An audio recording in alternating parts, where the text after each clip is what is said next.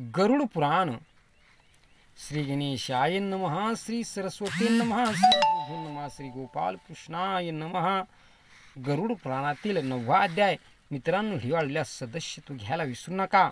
9व्या अध्यायामध्ये भगवंत दानाचं महत्त्व सांगतात आणि आचार धर्माचे महत्त्व सांगतात.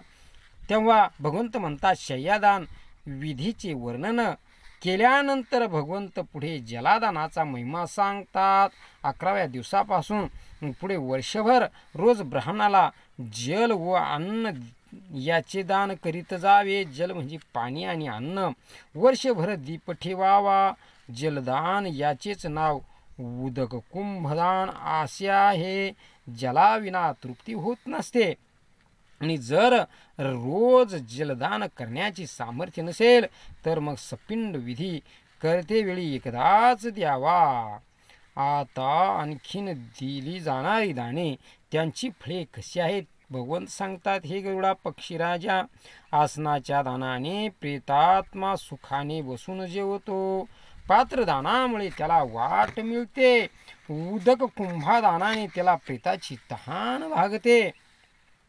आणि खडावा म्हणजे जोडा दान दिल्याने वाहन म्हणून घोडा मिळतो. छत्री दान केल्याने यमपुरीच्या मार्गावरून जाताना उन्हाचा ताप बाधत नाही. शय्यादानाने विमान मिळते. घरदान केल्याने त्याला चालण्याचा श्रम करावे लागत नाही. अशा प्रकारे इथे जी जी दाने द्यावीत ती सर्व सुख त्या प्रेताला प्राप्त होतात. आता भगवंत आचार धर्माचा महिमा सांगून श्रद्धादानाचे भोजन केल्याने, श्रद्धा अन्नाचे म्हणजे जर श्राद्ध असलं आणि त्या अन्नाचं जर आपण भोजन केलं तर ब्राह्मणाने ते श्रद्धा अन्नाचं भोजन घेऊ नये, तो भ्रष्ट होतो. मग पुन्हा 16 संस्कार करून त्याला शुद्ध करून घेता येते. त्याचप्रमाणे स्वेरिणी व व्याभिचारी स्त्री, लोभी पुरुष ब्रह्मज्ञानी असला तरी इंद्रियाचा गुलाम असलेला लबाड व ठक मनुष्य हे भ्रष्ट असतात. आपुलकी नसली तर तो नातेसंबंध आणि वैराग्य नसताना केलेली भक्ती या दोन्ही गोष्टी निष्फळ आहेत. दक्षिणाविरहित दान, कर्कशास्त्री, विद्या नसलेला गुरु, निर्दय गुरु व अभाविक पुरुष हे निर्माल्यवत टाळावेत. ब्राह्मणासाठी आचार हा आद्य धर्म असून त्यांची लक्षणे भगवंतांनी सांगितलेली आहे. ब्राह्मण कसा असावा, त्यात सूर्योदय होण्या अगोदर 2 तास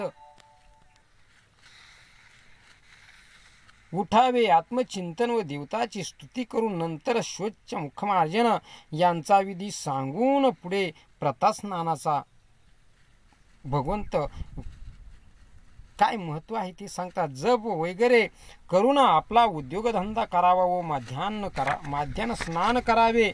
पुढे देवतार्चन व भोजन त्याचा विधी करावा.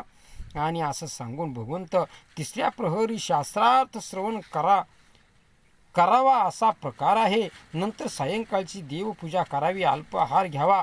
धर्मपत्नीला भोग द्यावा.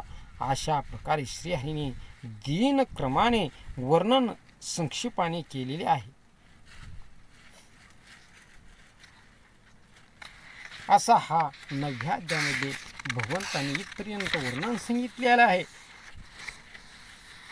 इति श्री गरुड पुराणे प्रेतकल्पे गरुड नारायण संवादे आचार लक्षण नाम 9वा अध्याय.